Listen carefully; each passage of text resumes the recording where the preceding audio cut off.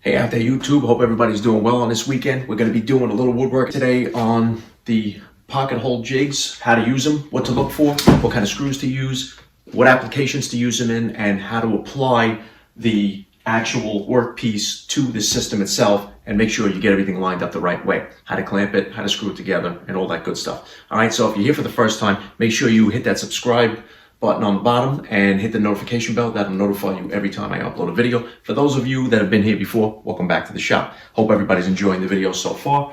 So today we're going to be talking about, like I said, pocket screws. So this is the K4 Kreg pocket hole jig. Now, not sponsored by Kreg in any way. They didn't send me any of this stuff. Bought it with my own money. So that's the little disclaimer here. I'm not trying to sell you anything. However, if you do like this system here, I will have the links in the description below. And if you do choose to purchase this, please purchase it through that link. It will help out the channel. Okay, so let's start with the K4 system. Okay, so now what I like to do is I made a little holder for it. You know, you screw it right down to just a piece of 3/4 inch plywood. I measured and marked up some pieces off to the sides there, and the reason I did that is because if you are working on a longer board and you put it in there, if there's no support on the sides, it kind of teeter-totters on the end. So you kind of fight with it. If the board's heavy and long and wide, you're going to have a problem there seating it in the system. So what I'm going to do here is turn the camera down so you can see what I'm doing. Okay, so now that I brought you in closer to see what I'm doing, let's talk about how I use the jig and how you're supposed to use the jig. And it's pretty simple and straightforward. What I do is put it on the end of my workbench or any flat surface, and I just take some regular old squeeze clamps, clamp it right down. Now, they do have a vacuum port that you can buy. I think it's like $10, and it attaches to the back of the system, and you can hook up a shop vac if you want. Sometimes I take my dust hose and I just clamp it right here to the bench, and it works just the same. For the purposes of this video, I'm not going to have all that noise going on in the background, so the chips will fall to the floor, not a problem. This is pretty simple. So on the side of the jig right here, it has markings, and we're working with 3/4 inch material, and I'm going to be demonstrating on some scrap plywood. You can range all the way from 1/2 inch. If you loosen this knob in the back, all you have to do, make sure you loosen up all the way, and then you lift it, and you can go all the way up to 1.5 inch material, and then you'll just need different size pocket screws, obviously. But for this purpose, we're working with 3/4, so you can see there's little notches in the system here, and as you tighten it up, that peg will fall into that notch and lock it in where you need. So I'm going to go right up to 3/4, and I'm going to tighten it, and I'm going to just move it around a little bit until I feel that the peg inside is actually in that hole. That means that it's completely lined up and it's where it needs to be, and then I just lock the knob by hand. You don't have to go crazy over tightening it. Inside these holes are metal sleeves, and that is so the drill bit with the stop collar on it can ride in there and not damage the actual plastic of the jig itself. Okay, so now with the stop collar, and you just tighten that up when you get it set to the depth that you need it to be. So we're working with 3/4 inch material. So on the side of the jig,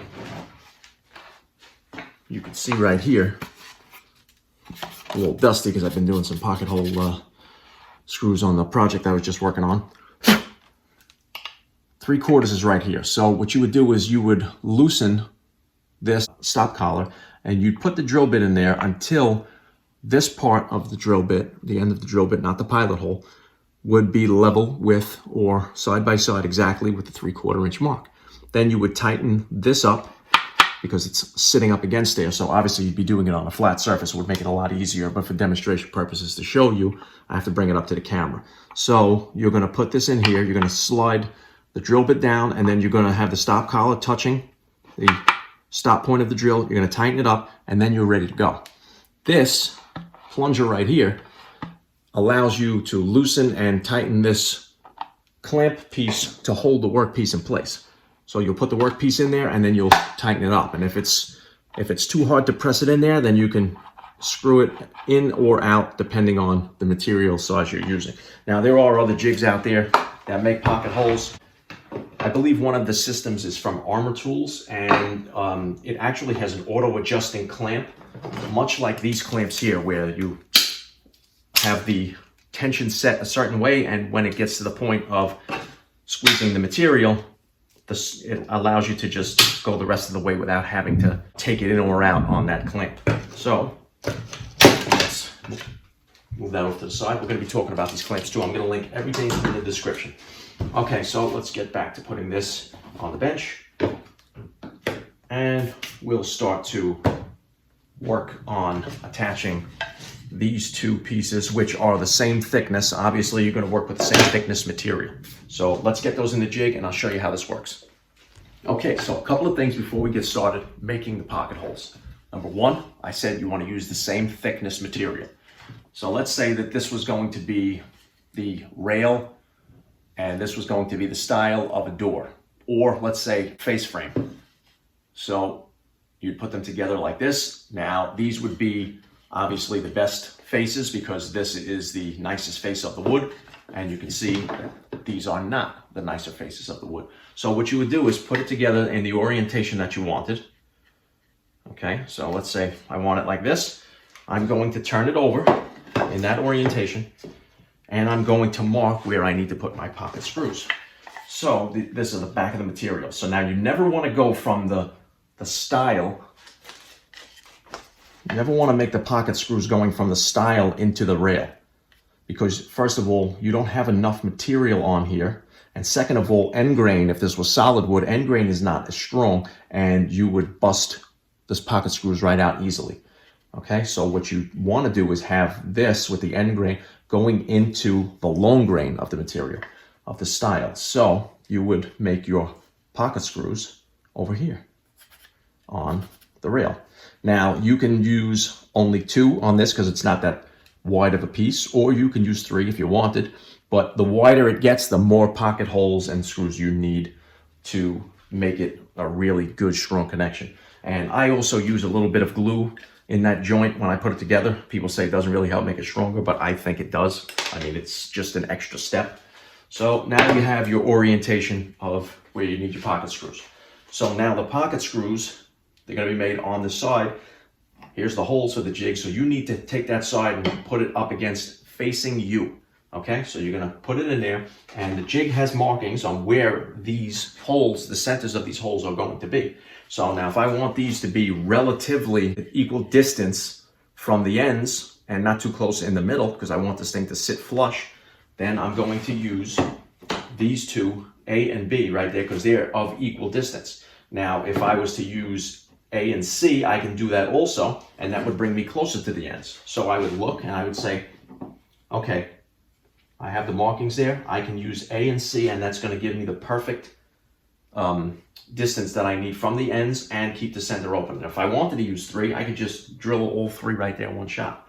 So now you put the piece in there, you make sure it's flat down to the base, then you bring in your clamp. Make sure your clamp has tension. That's not enough tension, so I'll take it out a little bit. Then I'll adjust it again with the lock nut. Push it in place. I can make it a little bit tighter. So we're gonna make sure that it doesn't move. Then you're gonna attach it to a drill.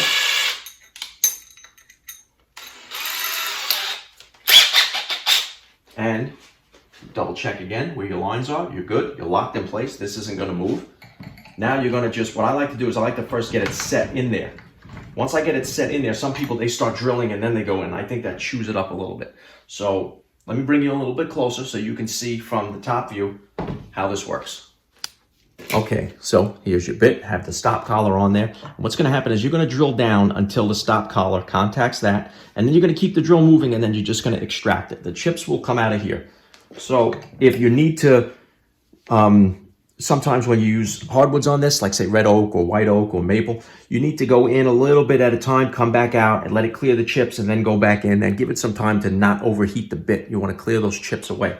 So we're gonna start with this side, and you can see this is easy, one-handed operation. So I got it set in there. Now I'm gonna start the drill and plunge right down. And then I'm out. Now, right here, same thing, get it set on the angle, it's in. And out. Now you're going to open up the piece. You can see perfect pocket holes. Perfect distance. turn it over, get that little bit of sawdust out that's in there, okay? So that's how you use the jig. Absolutely simple, very straightforward. If I needed to do it like this, these wings here would help me keep it stable, and you just clamp it in place, drill the holes, unclamp it, move it down, drill the holes, and that's it, pretty simple. So now we're gonna work on attaching the piece. So I would put some glue, then I would take the piece. Now, the easiest way to do it, I think, is with these self-adjusting clamps. So let's get this jig out of the way real quick. We're done with that for now. Now, you can take the piece onto a flat surface and you can clamp it down like this to the flat surface, and that will make it even easier to screw together. A lot of times, if you don't do it on a flat, perfectly flat surface, you can get the unevenness of the bench and the piece won't sit completely flush to each other. So what I like to do is take it off of the workbench and use this big flat milled steel face of the clamp. And I'll take that and I'll put that on the good face, which is underneath, and I'll just set it just like that. I'll make sure everything's flush, bring it together, and then clamp it. So now you can see where I have the pieces. They're ready to go, and they're going to be drawn tight together, and everything is flush. So then put it down on the bench. And now here's another quick tip. When you're working with plywoods and softwoods like pine or regular plywood, or even poplar, because that's the softest of the hardwoods, you want to make sure you get the right type screws. These have a coarse thread on them. They're not going to rip out easily. They're going to really hold on and give you a good bite and good purchase on that.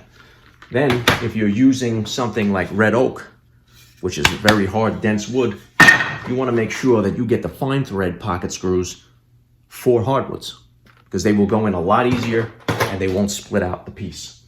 All right, so Kreg has a square drive for this system because the pocket screws are square drive.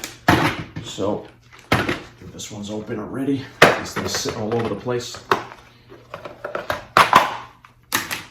Okay, so here are the coarse threads, and you can see that the head on them is a square drive. So the square drive will go in there, and that does a really good job. It has this nice pan head here that's going to give you a really good purchase on that and a good bite, hold it in place. Now, there's two ways you can do this. I use an impact driver, but I use it very gingerly as I bring the piece together. I don't over crank it, and I don't make it work too hard, because you can drill and screw right through the piece.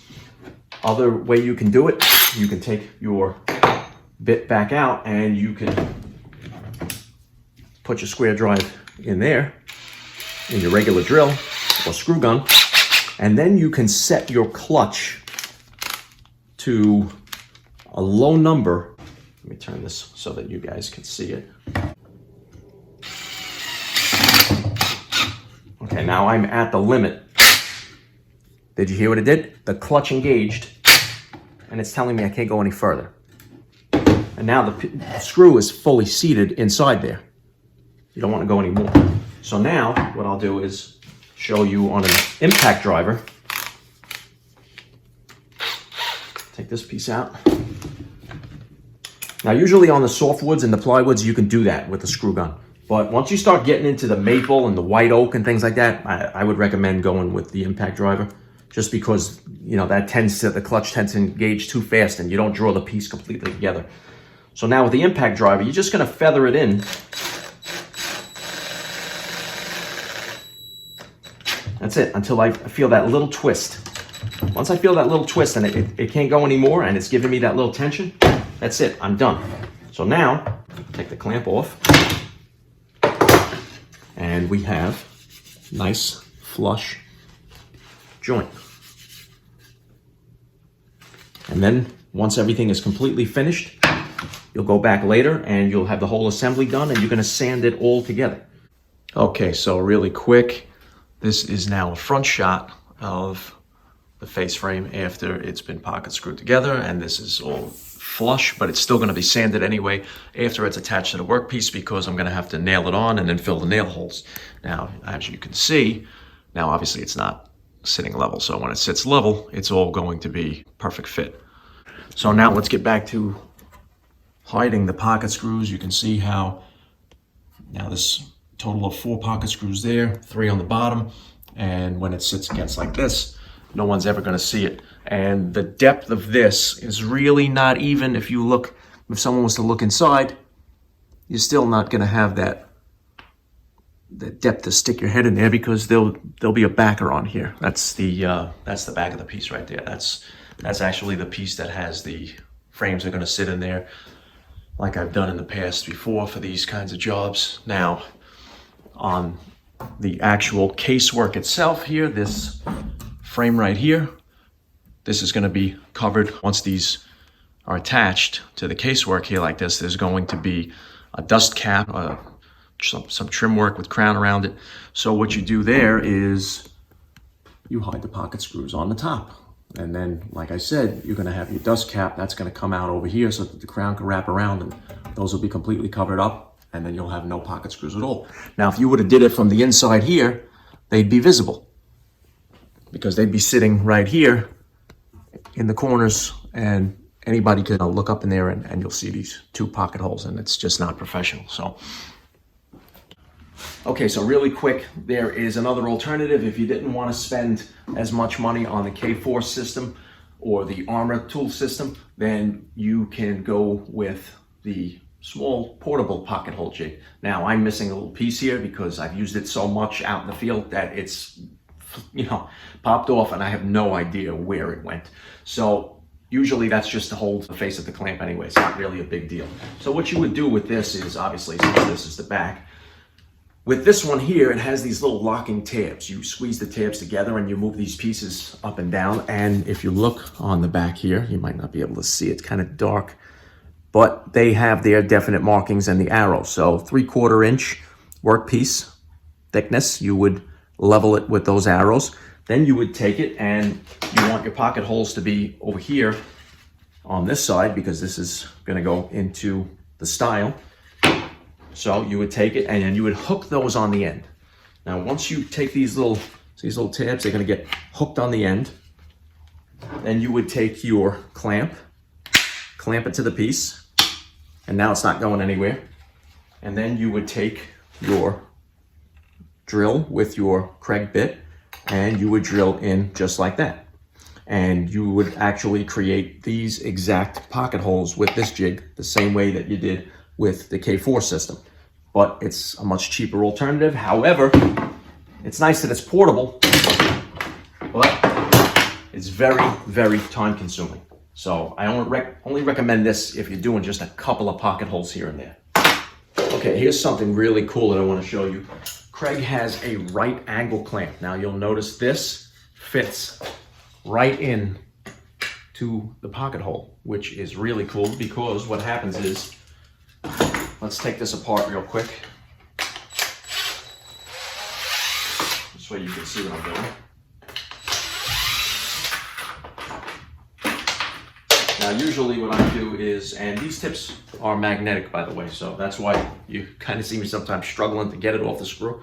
That's because it's such a strong magnet that it actually gets stuck on there, and you got to kind of wiggle it and pull it out to get it out of the head of the screw.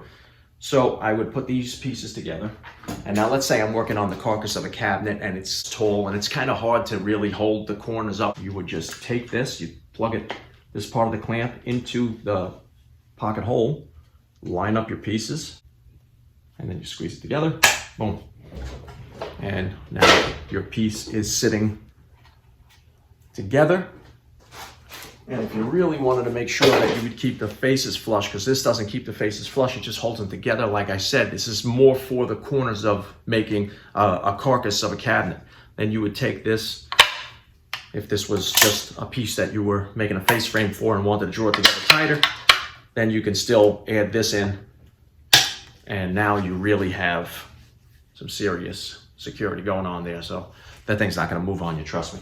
But like I said, if you're making cabinets, the right angle clamp is for the carcasses to make the corners, put the corners together. I've done it before. You've seen me use them in videos. Okay, so what I'm gonna do is link all of these clamps, the right angle clamp, the quick face clamp. I'm going to link the portable Kreg system, and I'm going to link the K4 system, all in the description below. That's gonna have Amazon affiliate links. If you're gonna purchase them, or if you need to purchase them, please do it here. If you need these pocket screws, you could also get them from Amazon. I'll link those as well. So that's it. I hope you guys liked it. I hope it's informative to you. This is the kind of system that I use for any kind of face frames or carcasses where I can hide those pocket holes.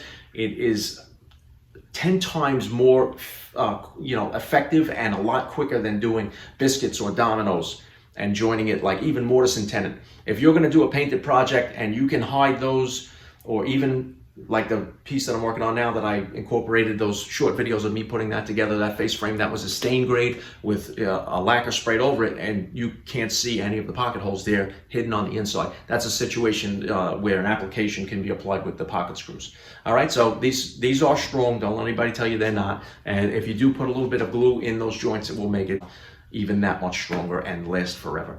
All right, guys, so thank you for watching. Make sure you subscribe. Definitely hit that notification bell, and also like and comment, and check the description below for the Amazon affiliate links. Thank you for joining me in the shop today, and I'll see you guys next time. I'm still working out some of the kinks with that 360 camera. I know you guys really liking the motorcycle rides and stuff like that. I have a really cool one that I'm editing right now with that software. I'm just a little behind and everything. My hot water heater just went, so everything is just coming down all at one time. So once I get that footage done of me and my wife took that ride out to Bear Mountain, I have that all filmed and editing's almost done. That's going to be a future video on the channel, so definitely stay tuned for that. All right, guys, don't forget to subscribe, and I'll see you next time.